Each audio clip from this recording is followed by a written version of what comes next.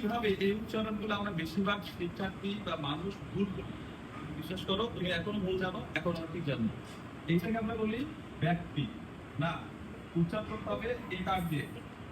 ব্যক্তি যুক্ত বর্ণকে কি করতে হয় বলতো? উচ্চারণ নিয়ম অনুযায়ী ভেঙে ভেঙে লিখতে হয়। ব্যক্তি, তাহলে উচ্চারণ কি হবে? ব্যক্তি। তাহলে এটা কি উচ্চারণ হবে? ব্যতীত। ব্যতীত। দেখো এখানে সিঙ্গেল ছিল, আমরা অসত্য দিয়েছি, এখানে কেউ সিঙ্গেল নাই, আমরা কোনো অসত্য নাই। তাহলে এটা কি উচ্চারণ? নিচেরটা ব্যতিক্রম। ব্যতিক্রম। দেখো একটু আগে আমরা রক্ষণের নিয়ম অনুযায়ী করছি, তাই না? এটা আমরা পারি। ব্যতিক্রম একসাথে একসাথে একসাথে সবাই বলো তো। না হবে না, বলো এটা কি উচ্চারণ? সবাই বলে একসাথে কি উচ্চারণটা? ব্যক্তি না ব্যক্তি? আচ্ছা, ব্যতীত না ব্যতীত? আচ্ছা, ব্যতিক্রম না ব্যতিক্রম? এতদিন কিন্তু তোমরা আগেরটাই বলেছি, হ্যাঁ কি না বলো? তাহলে উচ্চারণ ঠিকঠাক হলো?